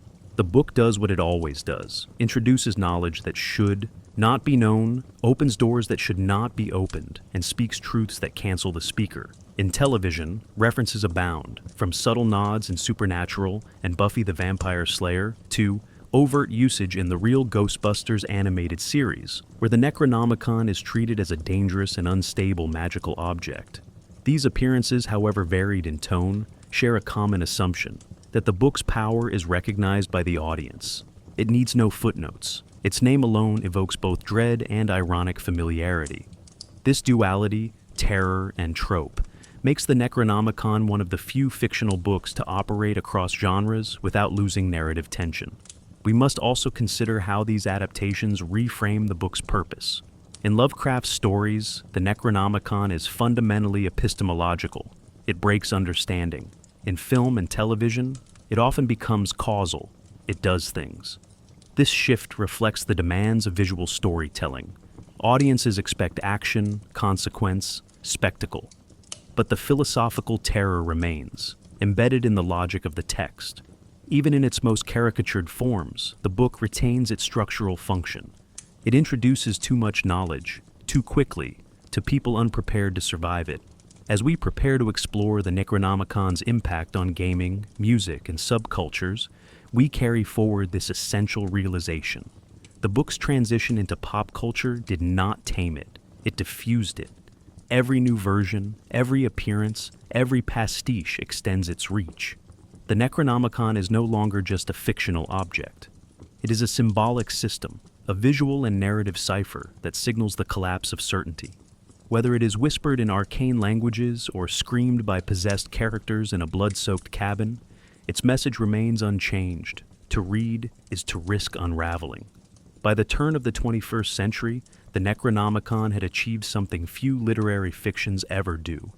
It had been absorbed, retranslated, and reactivated across interactive media, musical performance, and underground culture.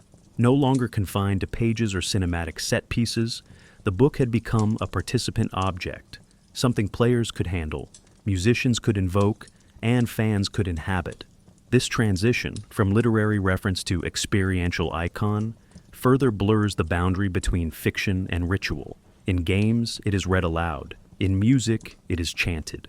In subcultures, it is worn as sigil, tattooed as ward, and mimicked in ceremonial performance.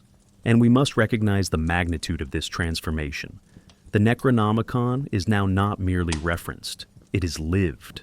Nowhere is this more evident than in tabletop gaming, especially in Call of Cthulhu, 1981, the seminal role-playing game, RPG, published by Chaosium. Designed by Sandy Peterson, the game introduced systematic mechanics for interacting with the mythos, including specific rules for reading the Necronomicon. Players who study it gain forbidden insights, expanding their Cthulhu mythos knowledge stat. But at a cost, each page turn chips away at their sanity. The trade-off is crucial. The book is neither artifact nor loot. It is a moral hazard embedded in the rule system. Its textual content is outlined across game supplements with varying editions, Greek, Latin, English, differing in length, accuracy, and psychological danger. It is treated not as set dressing, but as ludic scripture, calibrated for tension and narrative decay. This is not simulation, it is gamified epistemology. Beyond RPGs, the Necronomicon has been adapted into video games, often as a plot catalyst or unlockable object. In Eternal Darkness, Sanity's Requiem, 2002, the book functions as a conduit between timelines, drawing players into rituals that defy logic. In Bloodborne, 2015, while never named directly, the influence of the Necronomicon is felt in every aspect. Cryptic tomes, sanity meters, and cathedral archives filled with indecipherable knowledge. The book's spirit permeates the narrative. Read too much, and you see what you were never meant to see. The mechanic of insight in Bloodborne echoes Lovecraftian logic precisely. Perception deepens, but with it, reality fractures. We must pause here. This reveals the Necronomicon's unusual property in interactive environments. It does not merely deliver content. It restructures the experience.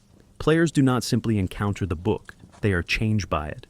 Mechanics such as sanity loss, altered vision, or shifting environments externalize the psychological consequences described in Lovecraft's prose.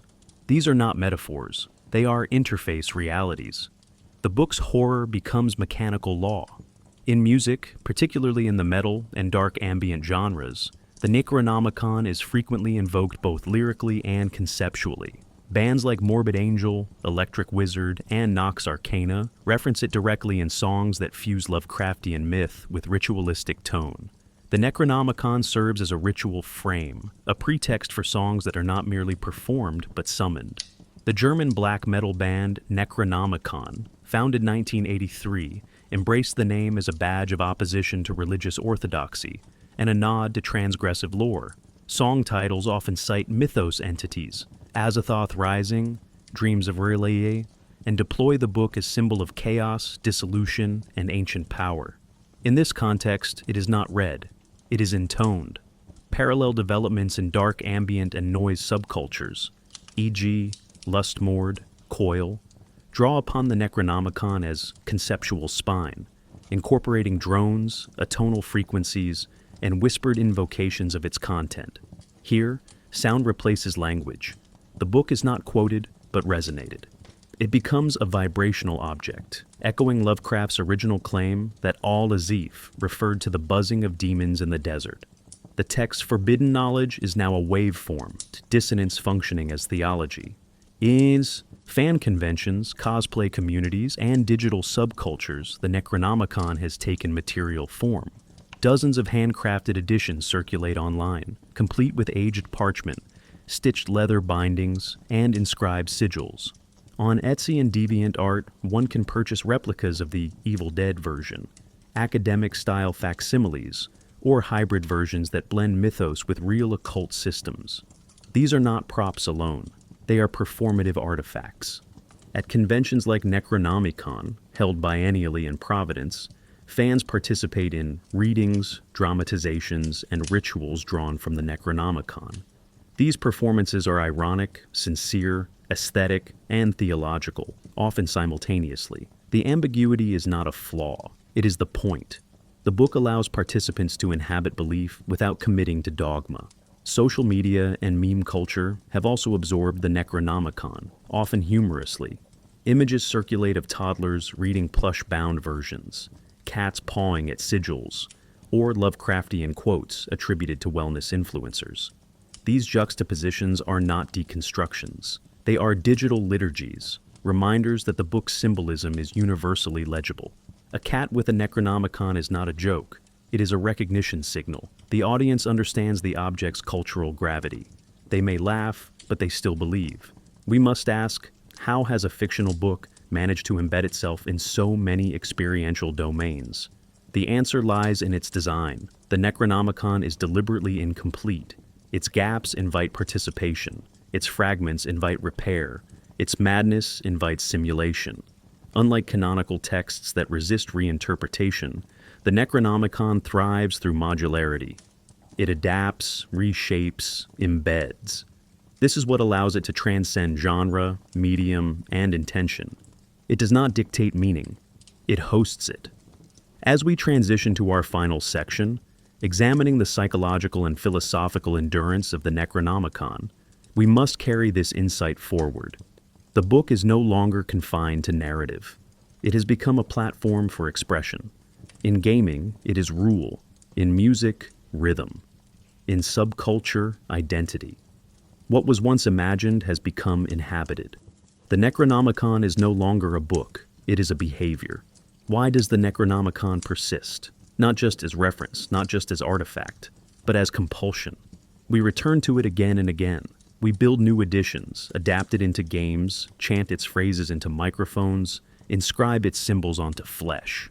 Not because we believe it will grant power, but because it enacts something deeper, the ritual of transgression, the sacred act of reading what should not be read. Psychologically, the Necronomicon functions as a theater of forbidden cognition. To open it, even fictionally, is to symbolically violate boundaries that hold meaning together. Knowledge versus madness, symbol versus reality, order versus chaos. In Jungian terms, the book externalizes the archetype of the shadow. Library, a metaphysical space where truth is unfiltered, amoral, and corrosive.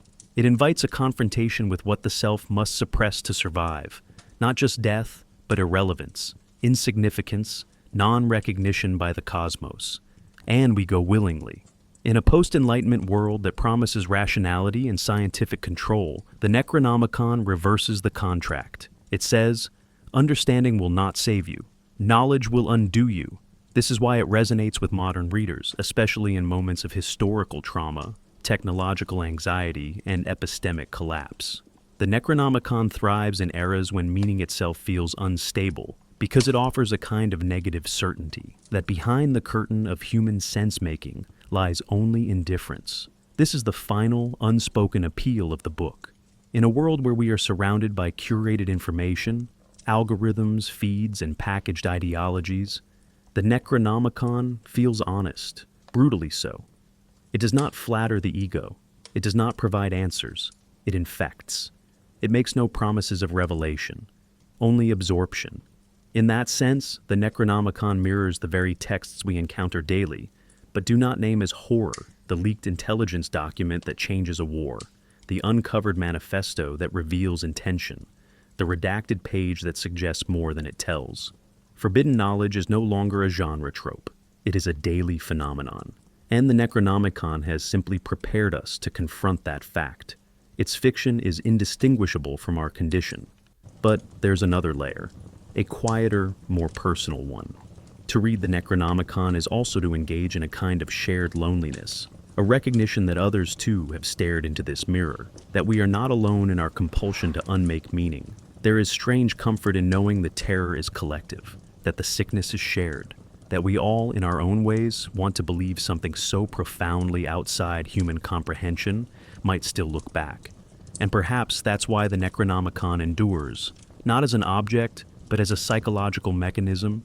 It is a ritual of fracture, reenacted with every generation, a rite that allows us to safely imagine collapse, to stage it in text, to symbolically succumb to it, without for a moment having to endure it fully. We don't read the Necronomicon to learn. We read it to fall apart in a controlled environment. And as we prepare to close this inquiry, we must ask what it means that a culture, our culture, has not only created such a text, but now needs it. In our final chapter, we will confront that unsettling possibility, that what began as fiction has become necessary mythology, not because it's true, but because we can no longer function without something to warn us what truth might cost.